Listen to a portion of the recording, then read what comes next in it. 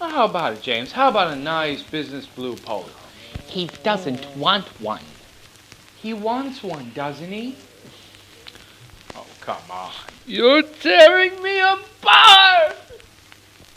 What? You say one thing, he says another, and everyone changes back again! Well, that's a fine way to behave.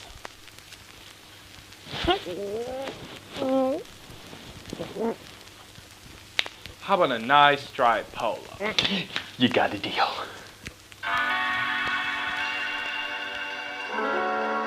James Dean.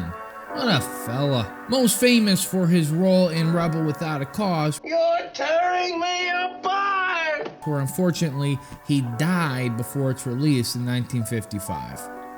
Car crash. Now, I always say that style reflects personality, at least to some degree, so let's actually see if that's the case with good old James Dean here. The man pretty much invented cool and the concept of the edgy teen at the same time. That's right. I'm cute, too. You could also credit him as one of the main influences that brought about and popularized casual attire. Before the 50s, t-shirts were only worn as undershirts. Heck, wearing t-shirts is one of the reasons why his girlfriend's mother didn't want him to marry into the family. She said that'd be unacceptable in Italy. As unacceptable as that was back then, times have changed drastically, and now we can all marvel at his style and no one bats an eye. Bonus, he had some killer outfits, man. Super iconic and super cool. But that is not all, my friends. No. There's more. When not in boots, he would wear white socks and loafers together. Classic white button-downs. He was a sweater guy, too. And he wore one of my favorite combinations, man. The turtleneck and the bead coat. Heck, the man found a way to make overalls look cool. Overalls. The dude exuded that devil-may-care attitude, and his clothing absolutely reflected that. You gotta have a devil-may-care attitude to have that deep of a V. But there's one thing in particular that he wore that grabs attention and sticks with you, and that's his Breton stripe polo. But this wasn't an ordinary polo. No, my friends. This one was long sleeved, horizontal, nice stripes, thin stripes, very nautical feeling to it, with a buttonless placket and this beautifully wide collar. Now, I am a collar guy. That's the one thing, the first thing and the most important thing I see on a shirt, and I am very picky about my collars. I like my collars wide, flowy, spread out, and all that jazz. And this is an old shirt. I love it, but I wish it was wider. I rarely buy shirts anymore because I have gotten that picky.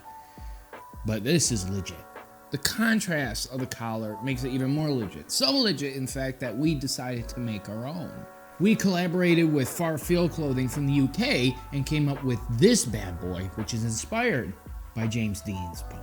Just like the original, it's got the long sleeves with the buttonless placket and the nice retro collar. Thank God. We got in two colors, navy and white, and blue and off-white. Gucci gang. You can wear with jeans, jean Gurkha trousers, a jacket like this, and actually the collar would look a lot better than this one, doggone it, or under a safari jacket like this. Ooh, mama. Oh, I'm telling you, man, the collar makes the difference. The collar makes the difference. We're releasing it on November 11th, but if you click the link in the description below, you can pre-order it and get 15% off. Gucci gang. Sorry. So, when it's all said and done, did James Dean's style reflect his personality? From the red windbreaker all the way to a nautically striped polo? I say yeah, it did. Both in his films and outside of them. And even though we are not James Dean, we can still dress like him because, let's face it, there's a little bit of that wild James Dean in all of us. Or at least, we hope there still is. Hopefully. Got a little bit of that bloop in us still. Bringing my stand in. Oh, heck yeah, I'm good. You're tearing me apart! The fuck?